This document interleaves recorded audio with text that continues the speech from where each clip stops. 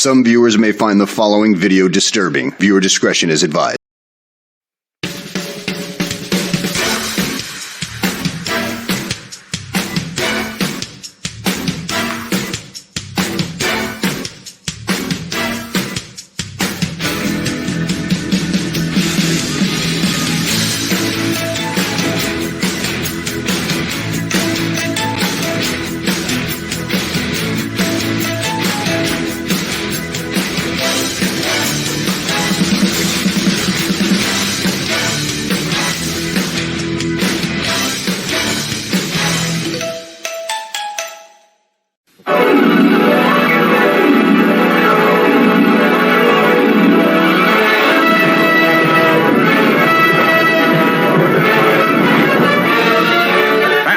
Speeding bullet.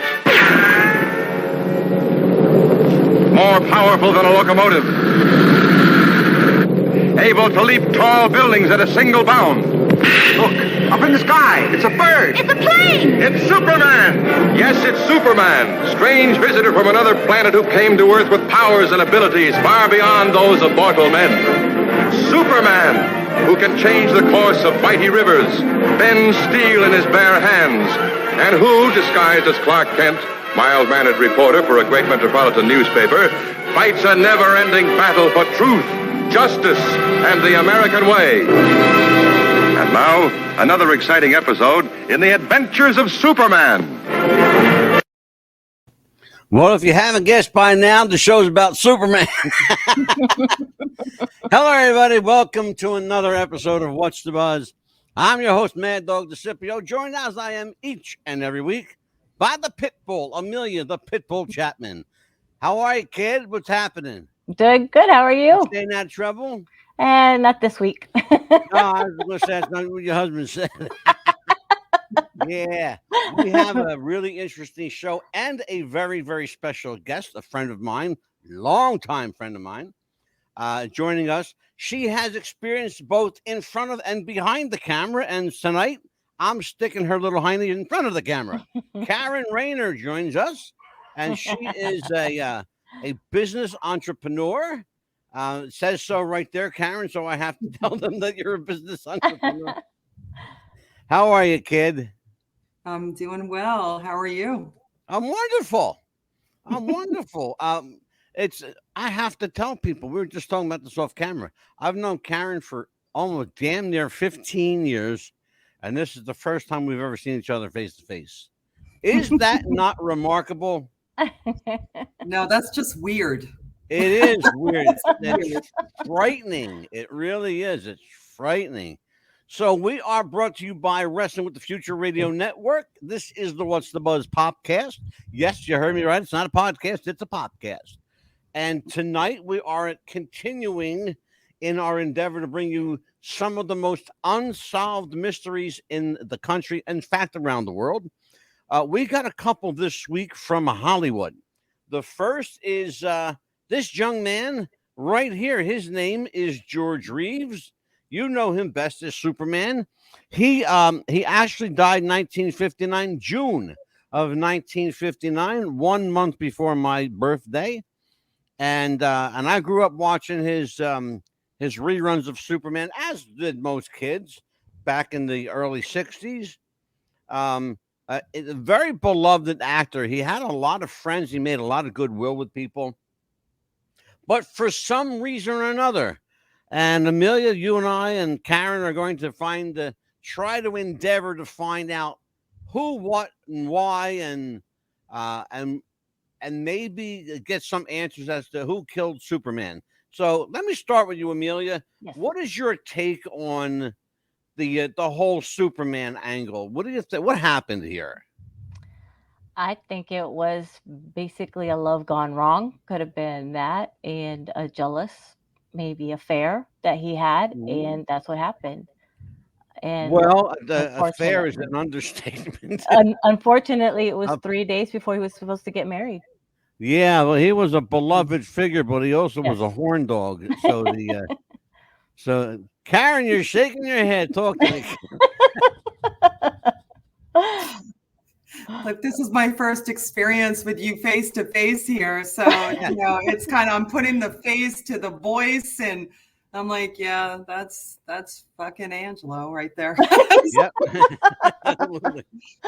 Absolutely. So here's what we know, Karen. They tell us that George Reeves was a very affable, beloved actor. He had lots of friends. They also say that he had a ferocious sexual appetite.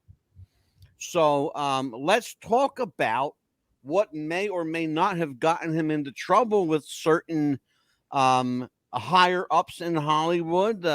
He certainly didn't mince words about who he liked and who he didn't. You got to respect the guy that's that honest. But perhaps showing up at a party with your boss's wife may not be such a great idea. You're going to see a picture of that tonight, too, by the way. So what is your take on Superman? Well, you know me a little bit, and honestly, I don't get a good feeling that it's what they say it was. Right. I lived in Hollywood for 13 years, and Holly weird. And yeah, exactly. yeah, if things don't go, and I don't know if it is as prevalent as it was back then, but I mean, if you did not please the higher ups, then they just eliminated your ass. So, well, it hasn't changed much in all these years. They're a bit more discreet about it now. Back in the day, they just cut your body in half and left you on Hollywood Boulevard. Oh, wait, that's Thursday's show. I was going to say, wrong Black show. Knight. Here's what we know. Okay, so here's what we know about George Reeves. As Amelia pointed out early on, he was just days away from being married to Leonore Lemmon. Now, Leonore, you have to understand about Leonore Lemmon. She had a ferocious appetite for finance, particularly George Reeves' finance. She hit the mother lode when she met him. He was making up to $10,000 a week doing we're talking about 1957, 58, 59. Okay, so Superman was only on the air. People need to understand this. Superman was only on the air for just under 3 years. So, and people don't get that because it's such a beloved part of Americana. And George Reeves, embodied Superman. He also, interestingly enough, that may have had a part in his untimely and early demise. It is said that he loathed that role so much that he was willing to do just about anything to shed the red and blue cape at any given moment. And he endeavored to try to coax his boss, Eddie Mannix, to do that. Perhaps he went about it the wrong way because he tried to coerce Mrs. Eddie Mannix into telling her husband. Well, she told her husband, but she didn't tell him George Reeves wants another gig. She told him, hey, I'm having an affair with Superman. Not a real smart thing, Amelia. Karen, what do you think? It's just like, to me, and the house that he died in is actually the one that she bought him as well. Well, you're going to see that house in a minute, actually. So Karen, you're the newbie here. Let's I'm going to put you on the spot here. Talk to me, kid. Thanks a lot. You're welcome. I'm good like that. Yeah. Amelia should tell you. It sounds to me like she kind of used him a little bit. He was getting married to another woman, huh? He sure was. Let's take a look at this. This is one of the things that we love to do here, Karen, because you're a newbie. We're gonna break you in good. Okay. Time for that yet? My favorite. I promised I was going to be gentle, but we're going to break cherry on Karen tonight. So here is what we got. I want to show everybody. This is something we call show and tell. Yay! Now, The whole thing was, and all of this Superman started with you see it in front of your BuzzFeed. There's a website called BuzzFeed that did an expose, and when they did, the floodgates of info opened, and we know more now about George Reeves than we ever have as an actor. Or Yes. okay, you're going to see several pictures, a lot of pictures, in fact, of him in various degrees of Superman costume, from different color costumes to black and white to Technicolor. These were all publicity stills used at the time to market Superman. You know, he had that smile that everybody liked. He was apparently a very likable guy. His castmates liked him. The kids loved him. Oh, absolutely loved him. There's a story I'm going to tell you after this show and tell. I want you to take a look at this. I want to stop that picture there for a minute. You're looking at George Reeves at 45 years old. He is completely white at 45. Okay? Just to give you an idea that, and he died the year this photo was taken. In fact, he died not too long after this picture was taken. But you're looking at a guy that was 45 years old in that. And now you're looking at a guy that was 25. Here he's about 40. Mm-hmm. These are some early acting shots he had done back in the day. Trivia question. Did you know that he was in Gone with the Wind? Yes. He was. He certainly was. I want you to see this photo again. I'm going to keep it there for just a second. This is Mama Reeves. This is his mother. His mother was one of the very first people to call foul on this. She knew something wasn't right. She said, somebody killed my son, and I want to find out who. She died before she ever could. You see her there on the set, the Superman set. Probably the most famous picture of George Reeves. That dog would be very important. That was his beloved dog. Sam. Again, there you see him at 45, completely white. We're going to see some people now, really important people, and I want you to take a look at this photo again, because you're going to see some pictures. That's the house, okay? I want people to understand something. It's important what you're looking at, those two windows above the garage. You can't, I don't know how much of it you can see, but in the rest of that picture is the rest of the A-frame of the roof of that house. The room above the garage was his bedroom. Those two windows were literally George Reeves' bedroom. And party guests downstairs were cavorting so loudly they almost didn't hear the gunshot. Okay? But when they heard that shot, and by the way, they didn't stop talking either. They only slightly muffled down as Leonore Lemmon uttered the words, "Oh, look, I told you he was going to kill himself." Why would she say that if she didn't already know what was coming? That was the first thing. The second thing about those two windows, he was either pushed from or thrown out those windows, either just before or just after he was shot.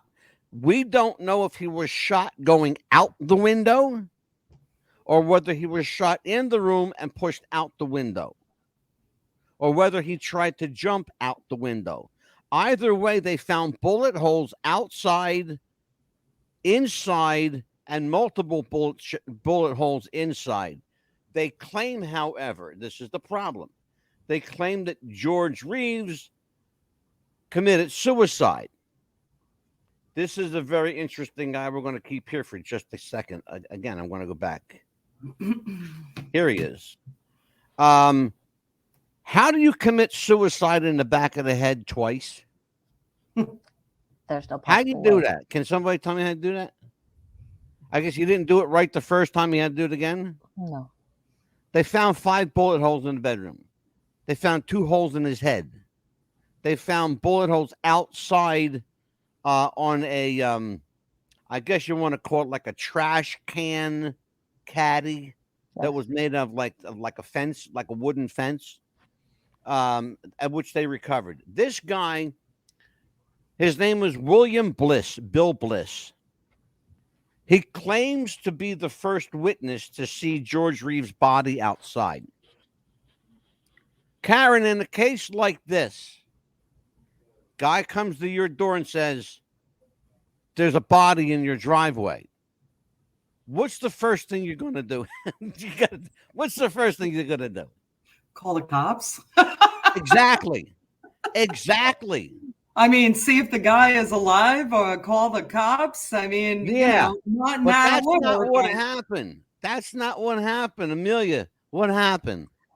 Well, what happened was, first of all, his fiance said, "Tell him I was downstairs. Tell him I was downstairs." First of all, Yeah. she caved that, and They then said to him, come on in. yeah, come on in. Tell him I was downstairs. Tell him I Can't was make this stuff up. downstairs. You Yeah. can't, I swear to you, Uh-huh. you can't make this shit No. up.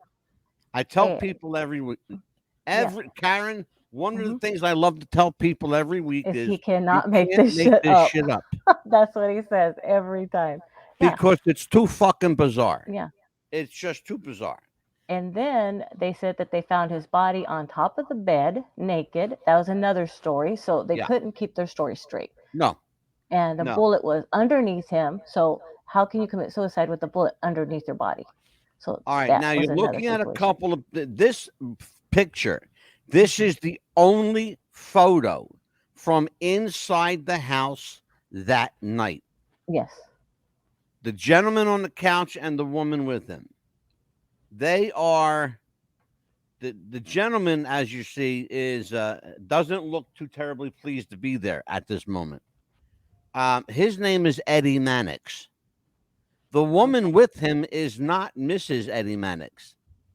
Okay, you're going to see Mrs. Eddie Mannix in a moment. He is a studio head. Okay, a studio head for Paramount Pictures at the time. Interestingly enough, he's there at the invitation of Leonore, not George. George finished filming that day. He was tired and he wanted to go to bed. So what does his wife to be do? What she does is she has a party. Yes. She has a party. Mm-hmm. This is, of course, George Reeves' post-mortem after he passed. He looks very clean there. You're going to see another picture of George. By the way, Gene LaBelle, this professional wrestler, Gene LaBelle, was a dear friend of George, and they were at a wrestling match the night he died. Gene LaBelle was also at the house as one of the invited guests. You're going to see, okay, this photo ended up being, here we go. This photo ended up being one of the very last photos ever of George Reeves. If you can look at his face on the left-hand picture, tell me, Karen, what do you notice about that photo?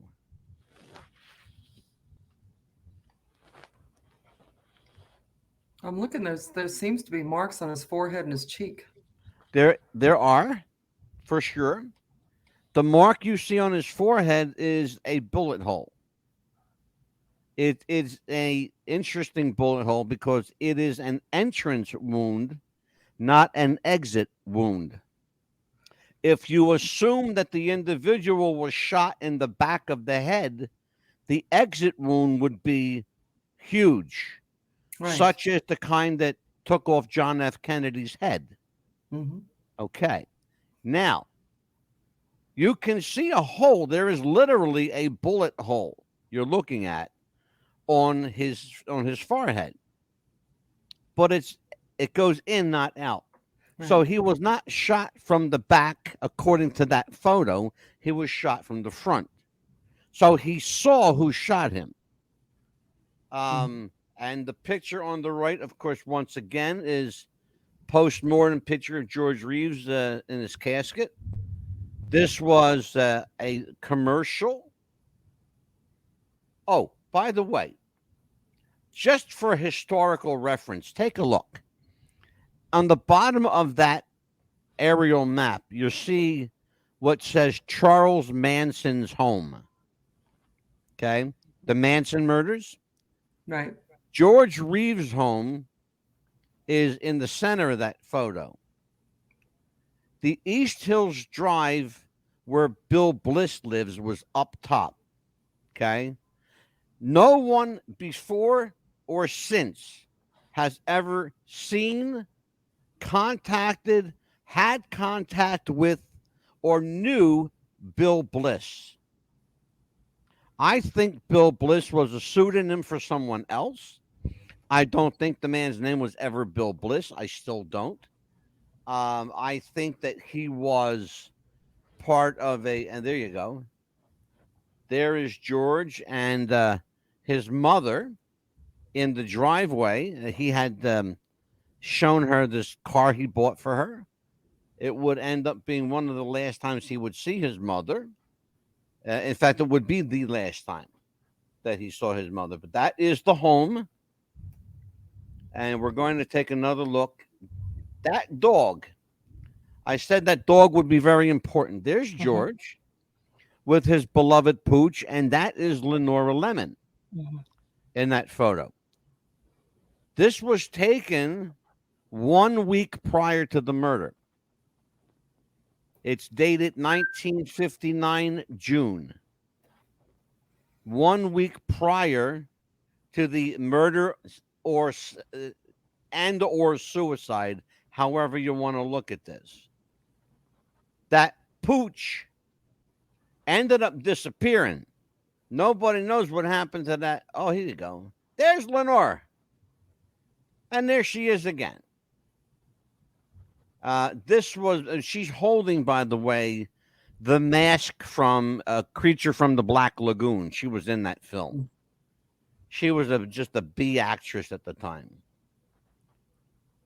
Okay. You're looking at Mr. and Mrs. Eddie Mannix back in the day. Pre-success, pre-Hollywood big shot. This is called Scandia's Restaurant. They say George Reeves had his last meal at Scandia Restaurant. But you would think if he had a meal and then died later that night, he'd have food in his stomach. Correct. He did not. His stomach was empty of any contents. Nothing. Bone dry, not even alcohol, which he drank very sparingly. These were the doctors at the coroner's inquest. That, my friends, is Tony Mannix. That's the boss's wife.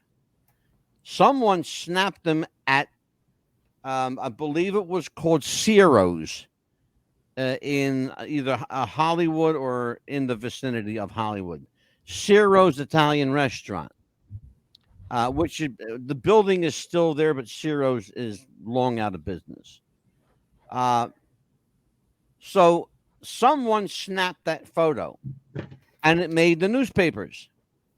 Eddie Mannix was not a happy camper when he saw his wife on the front page with George Reeves, as you can well imagine.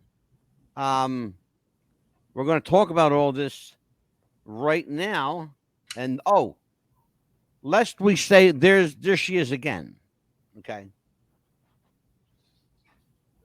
And that's Lenora. That's Lenora. Okay. I got a question. I got a quick question for you. Yeah, sure.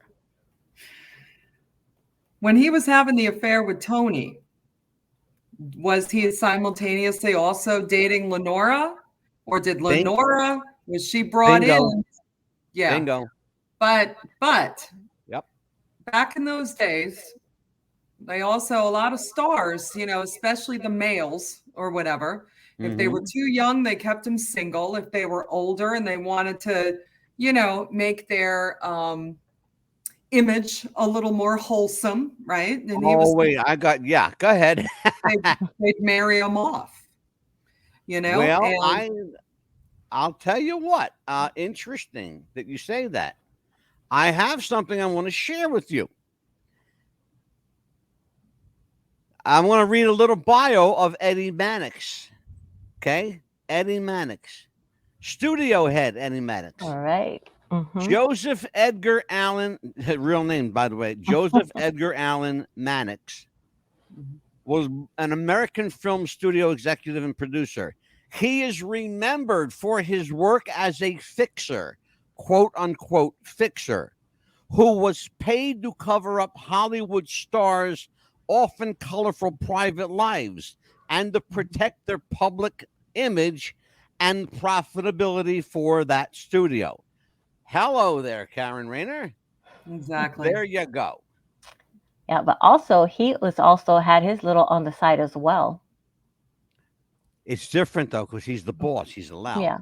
Yeah, But- it doesn't matter. I mean, he had Yeah. an image. That was his wife. Mm-hmm. But Yeah. they do speculate, and this is funny. There was a couple of people, I believe they might have been co-stars or whatever, that attested to the fact that she had permission. Yes, to date exactly. George Reeves.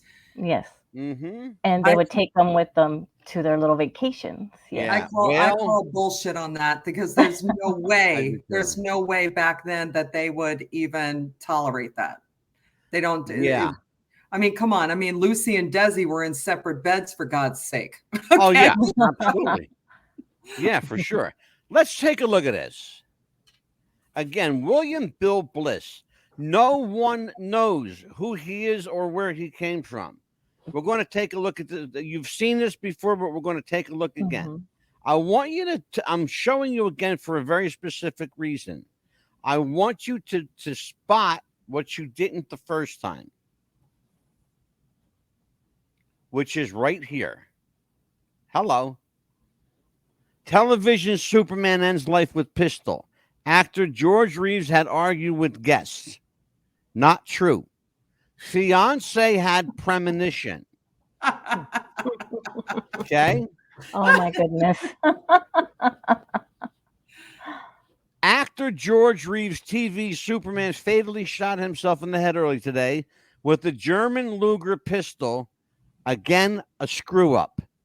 In a suicide which police said was predicted by the woman's intended fiance.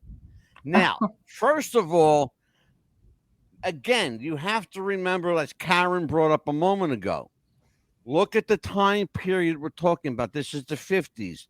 Everything was God, American apple pie, and a wholesome television, you know? And what you saw on television was the way the actors and actresses were in real life. That's what America believed.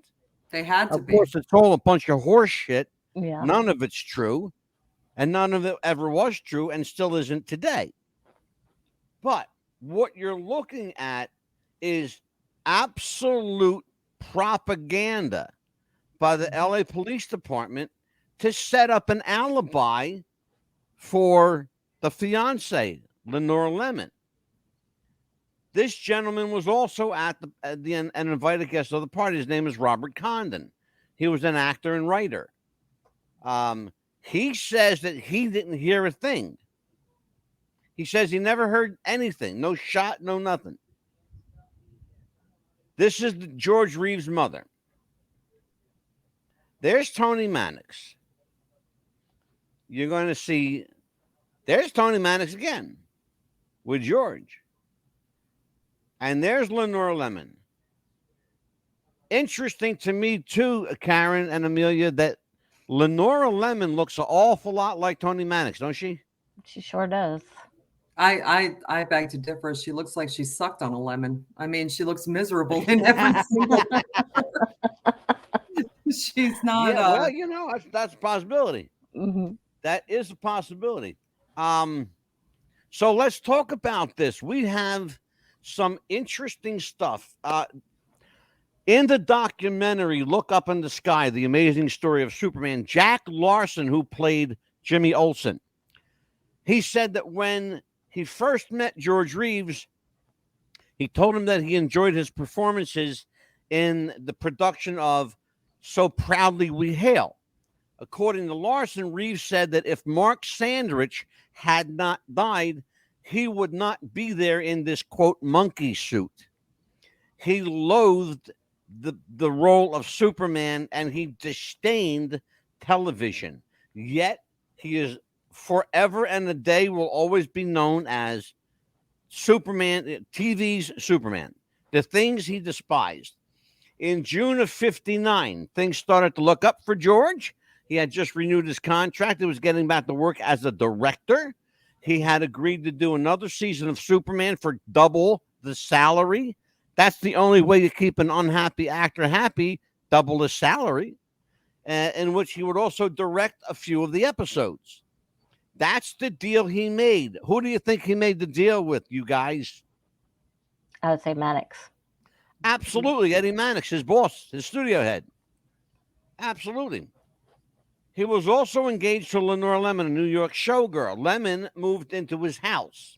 They would be married on June 18th. That day would never come because just days prior, George Reeves would be found dead in his room with a fatal gunshot wound to the head.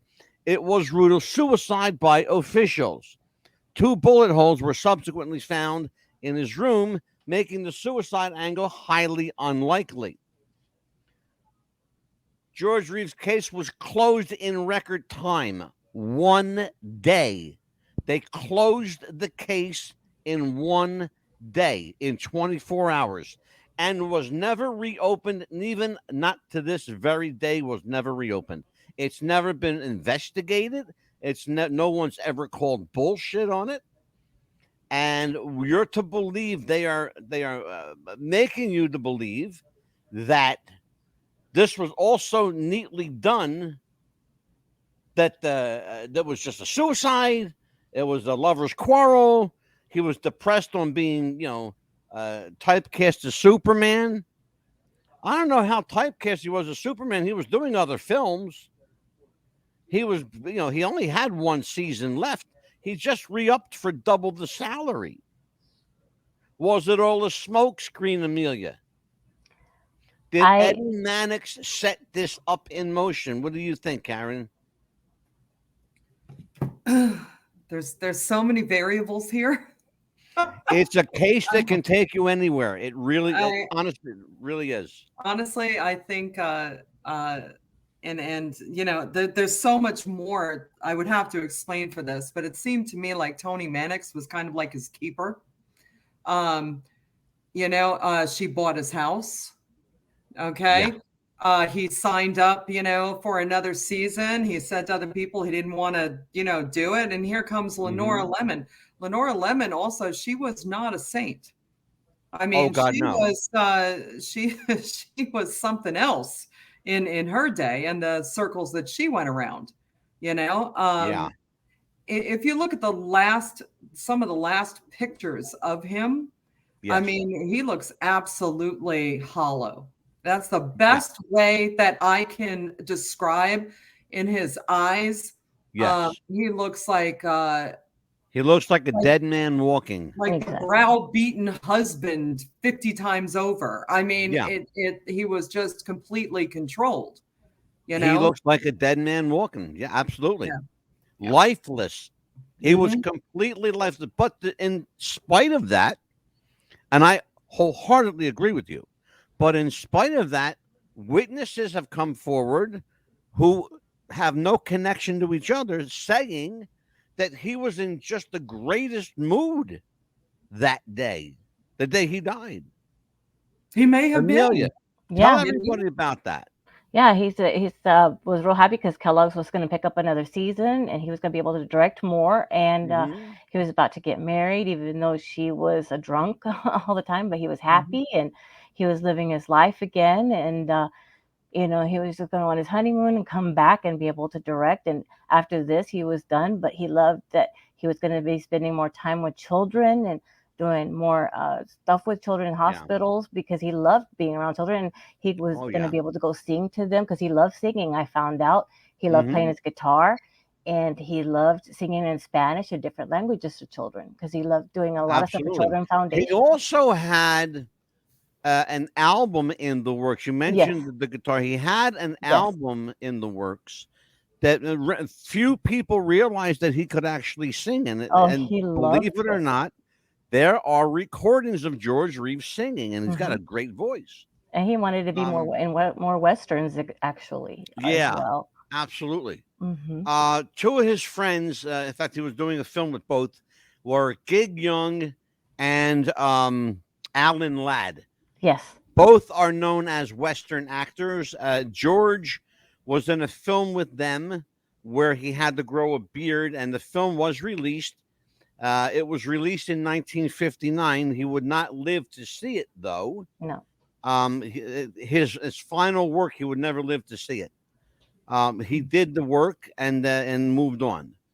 So, Karen, talk to me about this inquisitive mind you got. What are you going with this now? Oh, by the way, just so you know, and before I go to Karen again, just so you know, Tony Mannix was repeatedly referred to in the BuzzFeed piece as the handler. Oh, yes. That's funny. She was called the handler. That's what I said, is she's a handler. Because she basically, it was kind of like being a buffer between, the executive and whatever. And, she used her femininity to kind of keep him in line. But I mean, she bought his house. She pretty much controlled everything. That's why I'm trying to figure out how the hell did Lenore get in here? And I think she was pulled in, honestly, to create a distance between George and Tony. I believe Leonore Lemmon was, I think she was a pawn in this, a willing pawn. I believe she was bought and paid for by Eddie Mannix. I believe that she and Tony Mannix knew each other well. I believe that this purported jealousy between the two was nothing more than two actresses acting. That's what I believe. I know a lot of people, and we've had them on the show, Amelia, we've had a lot of actors, a lot of actresses, a lot of Hollywood people on the show. And one thing that's very difficult is to get an actor or an actress out of character, to get them to be themselves. It's like when we were doing professional wrestling. If you can get a wrestler to stop being a wrestler, you may actually have a great conversation with someone. Exactly. And that's hard to do sometimes because you don't know if you're talking to the actual person or the actual wrestler and Karen knows that for gospel. Karen, like I said, worked in not only in front of but behind the camera in the film business. Now she's seen a lot of different kinds of people and personalities and a lot of I know, and we both know who we're talking about too. A lot of different people. And so here's the thing though. Here's the thing. They had to be fairly convincing at what they did to be able to really snow job, and I'm going to make an Elvis reference in a minute, to snow George into believing that all these things were happening around him. I bring the Elvis reference in the term snow job. Colonel Parker, Elvis's famous manager, belonged to an organization. It was, I swear to God, it was a real organization called the Snowmen of America. These were guys, they're all carnival barkers, TV producers, Hollywood hotshots. They belonged to this club called the Snowmen of America. You've heard it, the snow job. This guy's laying a snow job on you. That's what we're talking about. And I think George Reeves was the victim of a snow job. And I think that Eddie Mannix couldn't handle the fact that his wife was seen cavorting around in public with a guy that was clearly and obviously very popular among the general masses, especially with kids and younger adults, but a guy who had a promising career, and he was going to make sure that he shut that career down before it ever got started again. That's my take on it. You did state before that he did not like his role, right? He did not like his role. No, he didn't like being typecast as Superman. Right. You know, he didn't like that role. But he loved being an actor. Sure. But, you know, back in those days, too, I mean, they had people under contract. They put you in the movie that they wanted to put you in. Mm-hmm. And that was that. And if you made any, you know, you squawked about it, you were out and you had no contract. But you see, with Superman was, I mean, that was the total family package, the family show, you know, and people thinking that he committed, you know, or somebody murdered him or something like that. They had to put so many different pawns to keep people off the trail because people, they're going to ask about it. I mean, and I hate to bring it up, but that's like Marilyn and the president's brother. I mean, absolutely, they had to place a lot of, you know, I wanted to say cock block, but roadblocks, you know, in between getting to the truth. Oh no, cock block would be an appropriate terminology. That's exactly what I was going to say. It would absolutely be appropriate terminology. You know, well, I mean, I honestly think that Tony was put there to handle him, keep him where he needed to be. Yeah, that's what I want. Thank you for saying that, because that's what I wanted, to keep him where he needed to be, put him in his place. And keep him there. Let him know who the boss is and what his place in that scheme of things was. You're now the actor. Yeah. Right. Now maybe the actor. I pay you. I'm the boss, and you don't fuck the boss's wife. Yeah. I don't think that was even a problem. I'm going to be honest. So either. I don't think that was a problem, but I think maybe George had started having a problem with Tony, and then here comes Lenore. Yes. Okay. Absolutely. To just keep him locked down. It plays out that way too, Karen. Yes. It plays out that way very, very succinctly, because what happens, the chain of events leads from Tony to jilting George. George finds this, you know, benevolent soul, Lenore. Right? Lenore finds a Lenore, and and he's in love now. He's smitten, but he can't quite forget Tony, right? No, because she owns the house. Yes, exactly. She owns him in the house. Yes. Now think about something. What Karen just said, Amelia. Tony Mannix owns the house. Yes. Are you going to tell me? Are you going to sit there and tell me, if you're George Reeves, you're just going to let this woman move in? He didn't ask. He got no permission from anyone. She didn't ask anybody. She got her shit and she moved the fuck in. Yeah, and you really can't, and that's something else. You don't do that back in those days. No. You don't cohabitate. You don't do any of that. So that's what's a little funky, you know. Well, that was the American morality of the day. You know, everything was above board. You know, everything was, it was all PG. Yes, right. You know, in fact, you know, a hard G. A lot of it was just a hard G. But the problem is twofold in this regard.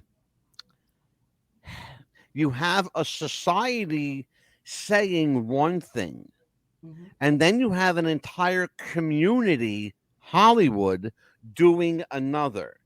So while America was watching all their favorite stars on television and in the movies back in the 40s and 50s, their favorite stars were cavorting around, screwing each other, fucking monkeys, hanging from the chandelier, They were Right. doing all this shit. But that's human nature. And that's why Yeah. they got managers and handlers and all of those people. I mean, Yeah. that shit still goes down. That stuff still goes down. Oh, But absolutely. they have to spin it, unless TMZ gets there first. Exactly, with their cameras and reporters. There you go. Amelia, what's your take on this, Amelia? Well, yeah, I mean, they had a lot to hide, especially whenever the police got there. There was no prints on the gun and all that. They had to hide all that because they didn't want the real person to get caught who did that, especially if it was Well, Maddox. you brought up an interesting point. There's something that we talked about, you and I, the other day when we were prepping for the show. Hmm. The police in this case. Yes. Now, I'm not going to shit on the entire LA Police Department. They're good people. They're In fact, I say again, Karen. Yeah, owned. This Yeah. is Benedict Canyon. This is Beverly Hills. Maddox owned them. They're not going to do a damn thing unless somebody is, taking a whiz on their yard. Exactly. They're not going to do that. And that's what we're talking about. We're talking about a different type of, when you've got celebrity involved, as Karen just alluded to. Yes. When you've got celebrity involved, it's a whole different class of police activity. Oh, yes. They Okay. didn't do any investigation. Have you ever seen a film? And Karen, you may have seen this. It's a film called SOB. Have you ever seen it? Amelia, have you ever seen a film called SOB? No, I have not. It's called Standard Operational Bullshit, SOB. It's a Blake Edwards film. It's a film about the film business and how the police can be easily coerced to join in the party, get laid, get drunk, and forget what they came out for. And that's essentially what happens in much of the movie. You have these police officers, they come in, they're not in the house 5 minutes there to investigate, and they've got their ties off, their jackets are off, their pants are down their knees, They're getting, they're met by, copulation and blowjobs. Hollywood. I mean, look at Charlie Chaplin. Look at Charlie Chaplin, even Lucy and Desi Ball. Okay. Yeah. They were called communists when they spoke out, when they wanted to do different things. And that was to put them back in their place, because it was going to take away their whole, they'll pull the rug right out under you. I mean, if you look at the amount of stars these days, right? You can see them with their DUIs. You can see them with, their drug addictions and all of these different things. And right, I lived in Hollywood. Most miserable sacks of shit I've ever met in my life with millions of dollars. Okay. Yeah. But she ain't lying, Amelia. I'm not lying. I know her story. Trust me, she ain't lying to you. And a lot of them, they're into the deviant stuff and they're into the drugs and the alcohol and all of that stuff. But, if you stop cooperating with the powers that be, they're going to pull the rug out from under you. And that's when you start seeing the shit on TMZ. It's still that way. You've got to play the game. You brought something very important up. I'm very intriguing too. Because my mind goes there. You mentioned TMZ. Mm-hmm. I wonder if this case had happened in the TMZ generation, would we be talking about it? No. And I'm going to tell you, another thing that you brought up too was like talking about the fingerprints on the gun and stuff like that. Aside from the possibility that the police were, controlled or whatever, or the scene was controlled. They were paid off. Yeah, by the fixer. Okay. Yeah. Back then, their technology sucked. They didn't have any technology. They worked off of hunches and intuition and stuff like that. Yeah. I do as well. That's why when I look at those pictures, I'm like, oh God, I want to put this up here again because I want people to look at this. George Reeves' case was closed in record time, 1 day, and was never reopened, not even to this very day. Nope. That's inconceivable in today's world. Inconceivable, because there's a camera recording something everywhere. Every human being on the planet right now, virtually everyone, has one of these. It's a mini computer. It's called your phone. Mm-hmm. It's got a recorder. It's got a camera.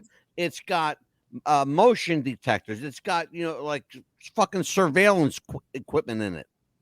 You can spy on others like your phone is spying on you, Try to say that one thing.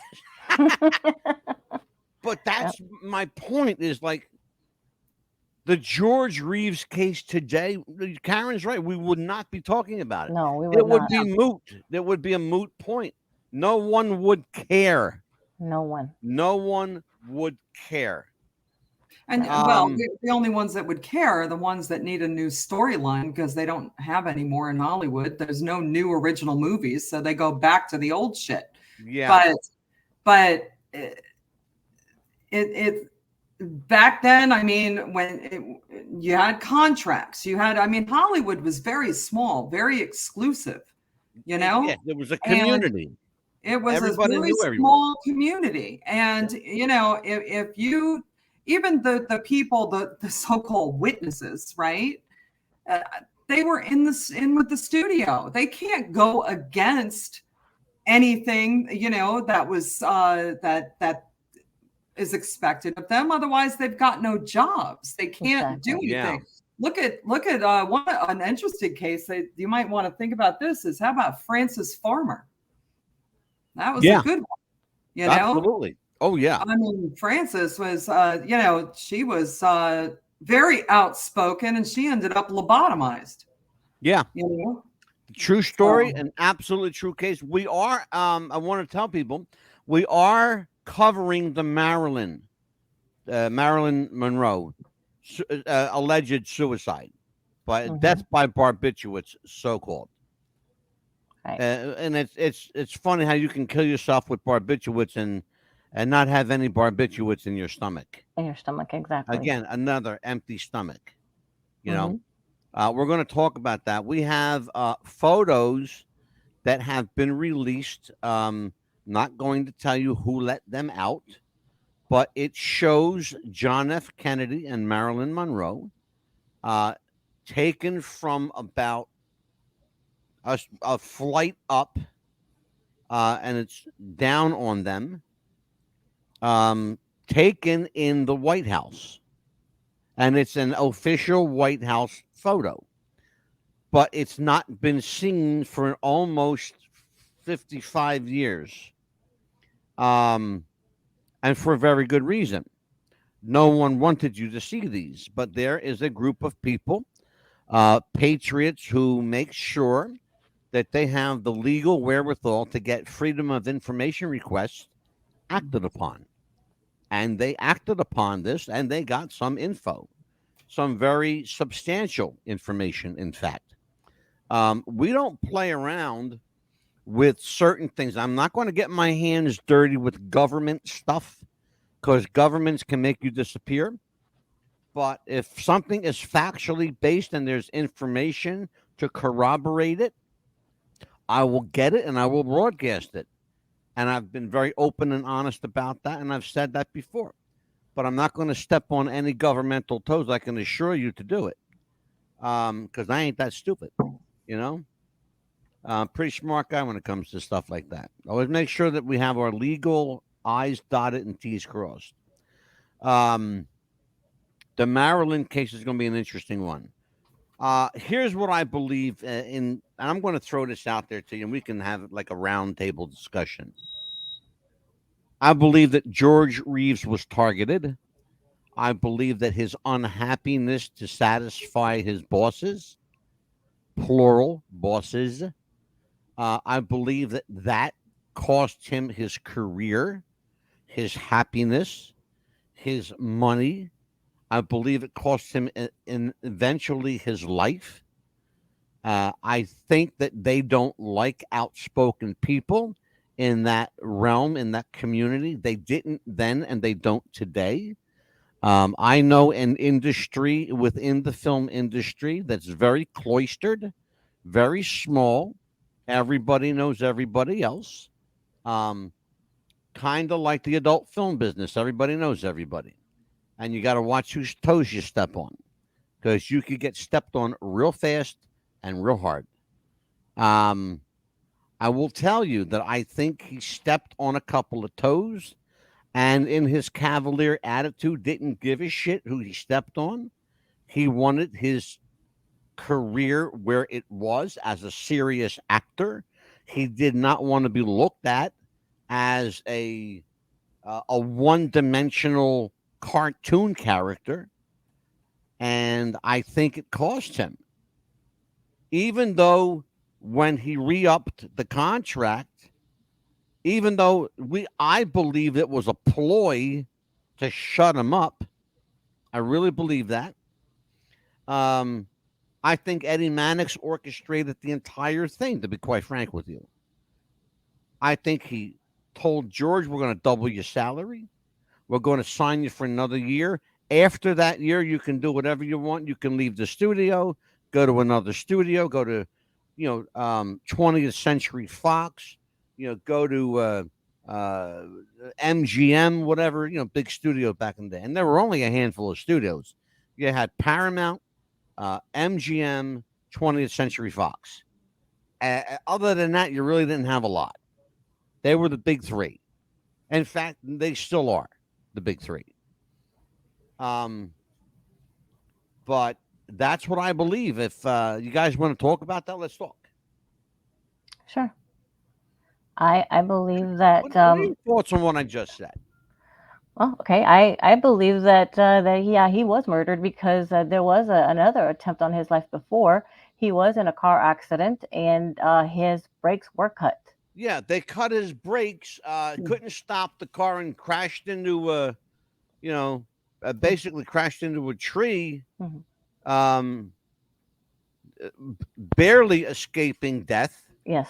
Had he not been in, because he was a fairly big guy and in pretty good shape. I guess you had to be in shape to wear that costume. Right. You had to be Superman, right? To be Superman. Yeah, right. Exactly. And so he said that. Yeah, but someone did try to cut his brakes. They did actually succeed in cutting his brakes. Yeah, and there was an attempt, and of course he just walked away with just the cut on his forehead, they said. So when that didn't work, of course, they tried this as well, and of course this one succeeded.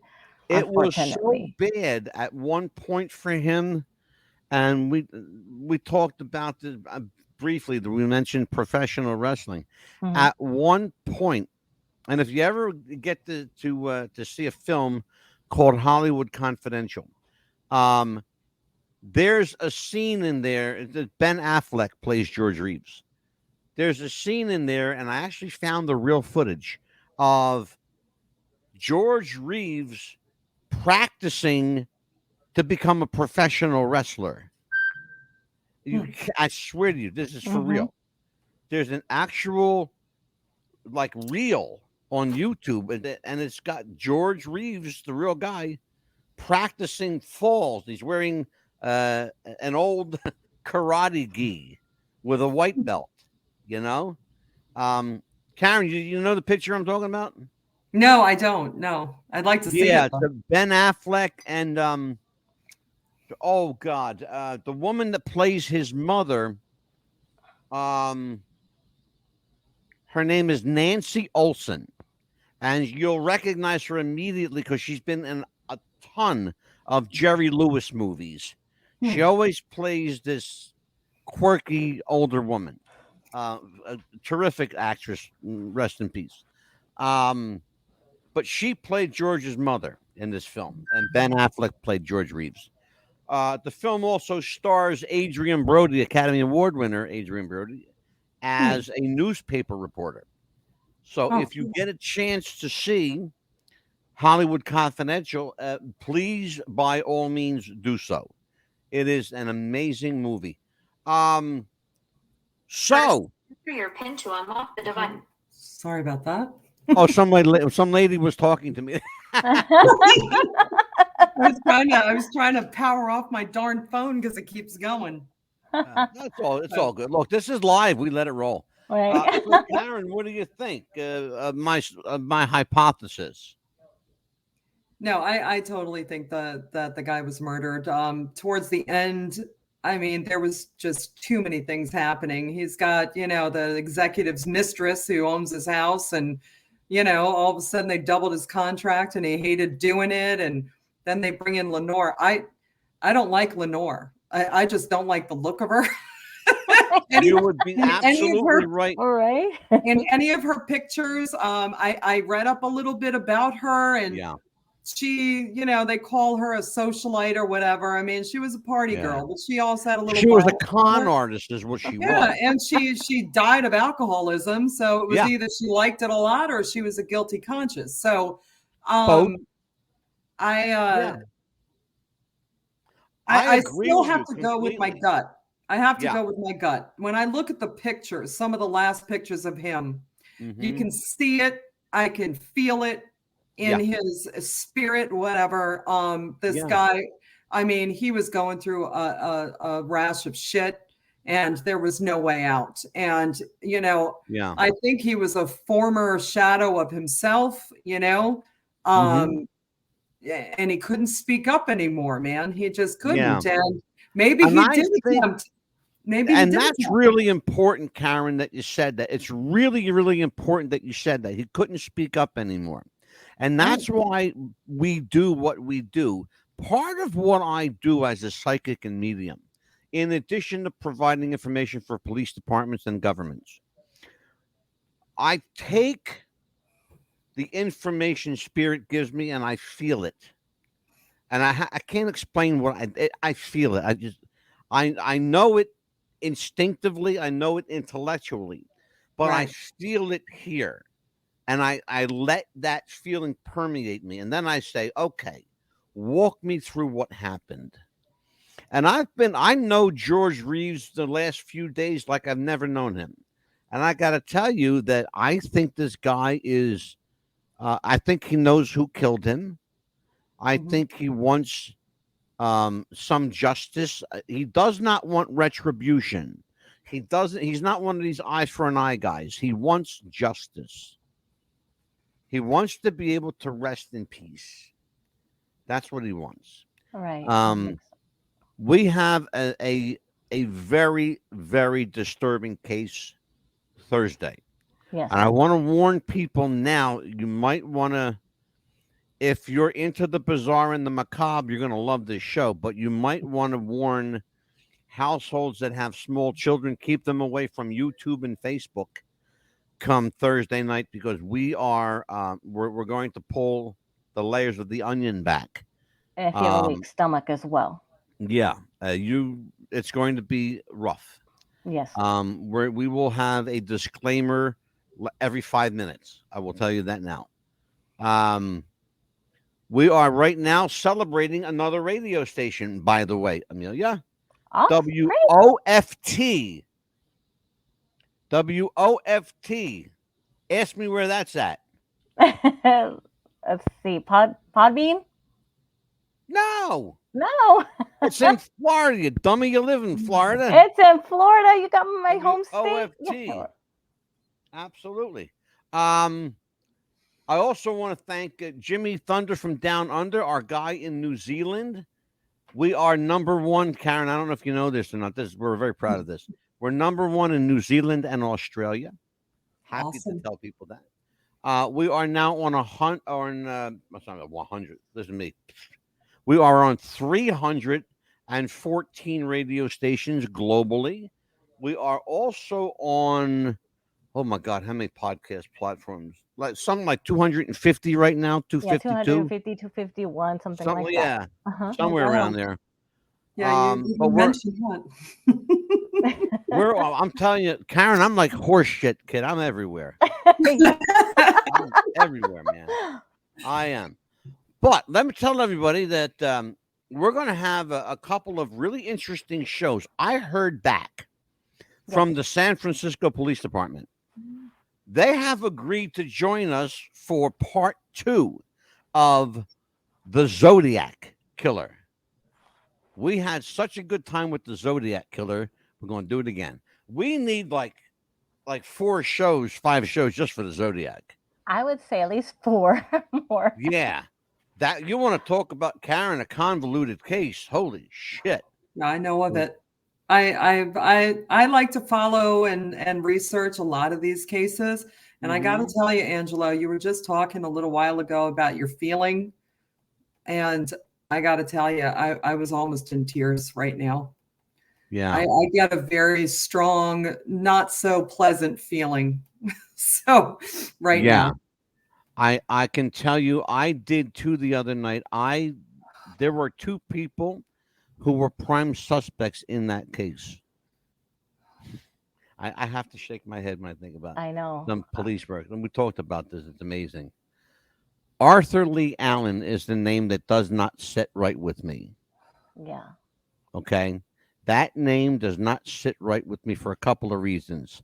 After he died, they found the Zodiac hood in his garage. Okay. After he died, they found notes in his garage that matched the Zodiac handwriting. The only thing they couldn't match was the fucking DNA. And Yeah. I can't explain that, and that irks at my spirit like you don't even know. They couldn't match the DNA. And it just is perplexing, which is what I said before, Amelia. There wasn't one. There had to be at least 2. There was speculated that there was multiple ones. Yes. Yeah, and that's why I say there were at least 2. Possibly more, but I know in my gut, Karen, I know at least 2. For sure. That had clear connections to each other. And we talked about them on the show the other night. Yes. When you showed me that hoodie, I just went back and I was like, Yeah. My face just turned whiter than I am. I was like, well, I showed you yes. how Arthur Lee Allen changed his appearance so drastically. Very drastically. In 10, 11 years, he went from looking one way to looking like a completely different guy. You didn't even recognize it the same person. I could not recognize the same person. The only way you knew was his driver's license. Yes. That's the only way. Because it was the same license number. You know, state of California is not going to risk that for sure. Let's see. Oh, somebody. Oh, okay. Kevin says, I love all these types of topics. You guys once again grab my attention. Keep up the fantastic work. Well, thank you, brother. Thank you. Thank you so much. John Holowiak says, hello, Angela. Hey, John. I'll see you on vacay in Wildwood next year, but I'm going down this weekend, brother. We're going to say hi, Angela and Miss Amelia. Oh, they called you Miss Amelia.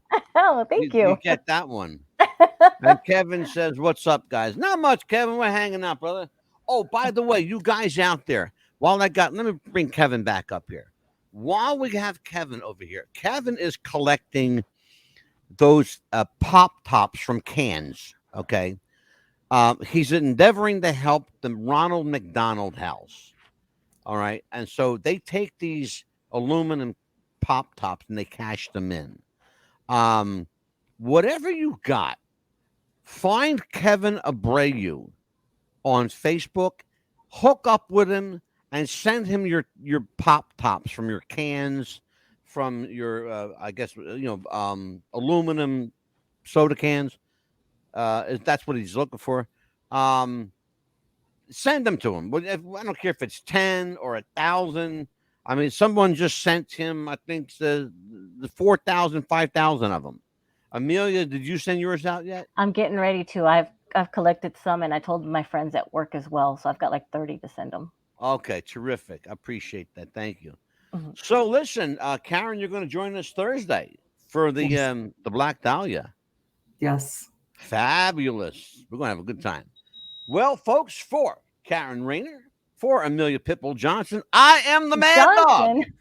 And you know what? You don't get it. I will see you next time. Take care. Bye-bye. Bye, everyone.